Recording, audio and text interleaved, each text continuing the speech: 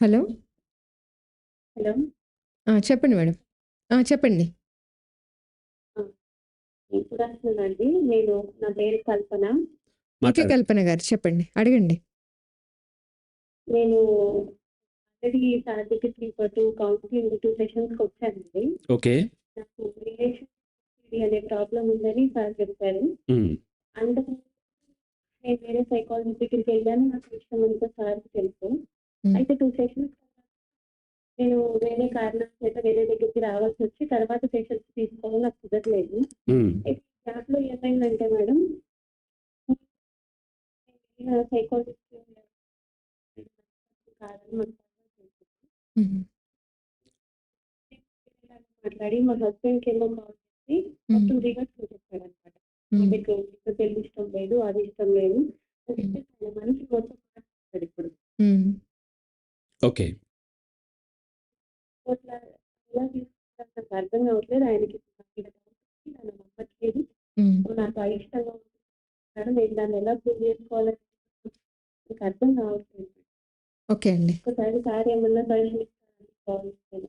Okay అండి. Right. మీ voice mute చేయండి. Sir మాట్లాడతారు. రైట్. నాకు గుర్తొచ్చిందమ్మా, మీరు 2 సెషన్‌లొచ్చారు. అప్పుడు వేరే సైకాలజిస్ట్ దగ్గరికి వెళ్తే ఆయన కొంచెం తప్పుగా బిహేవ్ చేశాడు. అండ్ తప్పుగా తనని డ్రైవ్ చేస్తున్నాడని కూడా చెప్పారు ఆవిడ. ఆ తర్వాత వాళ్ళ హస్బెండ్‌తో కలిసే వచ్చారు. ఆ తర్వాత ఆవిడ రాలేకపోయారు కొన్ని కారణాల వల్ల. వేరే దగ్గరికి జాబ్ వల్ల వేరే దగ్గరికి వెళ్ళటం వల్ల.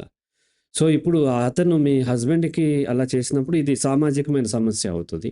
ఓకే. ఆ హస్బెండ్ మీద డౌట్ ఉన్నట్లయితే ఆయనకు కూడా కొన్ని సమస్యలున్నాయి.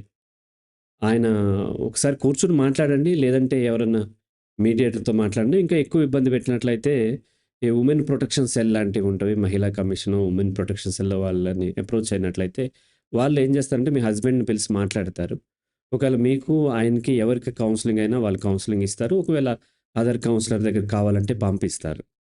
అట్లా చేయొచ్చు. అయితే ఇప్పుడు మీరు ప్రూవ్ చేసుకోలేరు. ప్రూవ్ చేసుకోలేనప్పుడు నేనేం చెప్పగలిగింది లేదు. అలాగే అతను కూడా మీ హస్బెండ్‌కి ఏం చెప్పాడో లేదో తెలీదు. చెప్పాడా లేదా తెలీదు. మీకు కూడా అనుమానం ఉంటది. ఆయనకి మీ మీద అనుమానం ఉంటది. సో, ఇద్దరికీ కొన్ని సమస్యలున్నాయి కాబట్టి, లేదా ఇద్దరూ మాట్లాడుకొని కౌన్సెలింగ్ తీసుకోండి. లేదంటే మీరు వేరే, అంటే ఈ లీగల్ ఎక్స్‌పర్ట్స్ యొక్క హెల్ప్ అయినా సరే తీసుకోవాల్సుంటది. అంతకంటే నేను ఎక్కువ ఏం చెప్పలేను. ఎందుకంటే ఇది నేను మానసిక సమస్య వరకే లిమిట్ అవుతా ఉంటాను. సామాజికమైన లేదంటే లీగల్ ప్రాబ్లమ్స్ లీగల్ కౌన్సిలర్స్ చూడాల్సుంటది.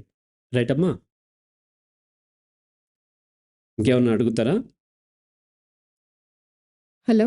కల్పన గారు అన్‌మ్యూట్ చేసి ఇంకేమన్నా అడుగుతారమ్మా? ఇంకేమైనా అడుగుతారండి?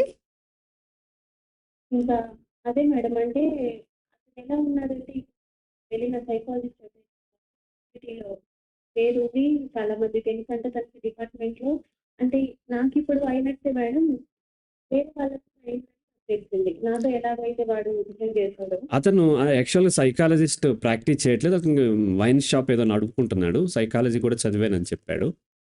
సో, అతను కొంచెం మిస్‌బిహేవ్ చేస్తున్నట్లయితే చూద్దాం. నేను వేరే వాళ్ళు ఎవరితోన్నా అక్కడ ఉన్నటువంటి డిపార్ట్మెంట్ వాళ్ళకి చెప్తాను. మీరు వాళ్ళకి మీ ఇన్ఫర్మేషన్ హ్మ్. Wrong version. అసలు ఎలా అంటే నా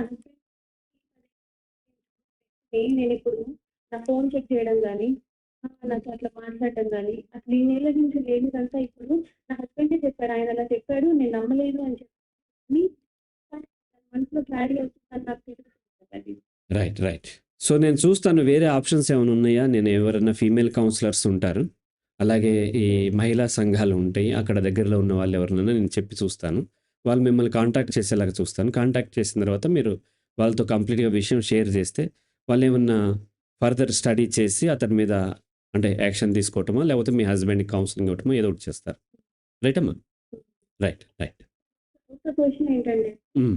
నా హస్బెండ్‌కి నాకు వచ్చే ప్రాబ్లమ్స్‌లో మేజర్ ఏముంటదంటే ఆయనకి చాలా ఈగో ఇష్యూస్ ఉంటాయి సార్. ఆయనని క్వెషన్ చేస్తే నచ్చదు. క్వెషన్ చేసి నచ్చినప్పుడు ఒక రిలేషన్ అనేది కంటిన్యూ అవ్వదు కదా సార్. చాలా డౌట్స్ వస్తాయి. ఆయన నన్ను అడుగుతాడు. ఆయన నేను అడిగినప్పుడు నేను కరెక్ట్‌గా ఎక్స్‌ప్లెయిన్ చేస్తాను. నన్ను అడిగినప్పుడు ఈగో ఫీల్ అయ్యి ఏదో వేరే లాగా అంటే ఎగ్జాక్ట్‌లీ సమస్య ఏంటో తెలియందే మనం ఏం చెప్పలేము. ఆయన దగ్గర కొన్ని సమస్యలుండొచ్చు. మీ దగ్గర కూడా కొన్ని ఇబ్బందులు ఉంటాయి. ఈ మ్యారిటల్ లైఫ్ అన్న తర్వాత ఇరువైపులా కొన్ని కొన్ని ఉంటూ ఉంటాయి. వీలైనంత వరకు అడ్జస్ట్ చేసుకుంటాము. అది పెద్దగా అయ్యి జీవనానికే ఇబ్బంది అవుతున్నప్పుడు మనం థర్డ్ పర్సన్ యొక్క హెల్ప్ తీసుకోవాలి. నేను చూస్తాను. నేను మళ్ళీ మీరు మెసేజ్‌లో కాంటాక్ట్ చేయండి.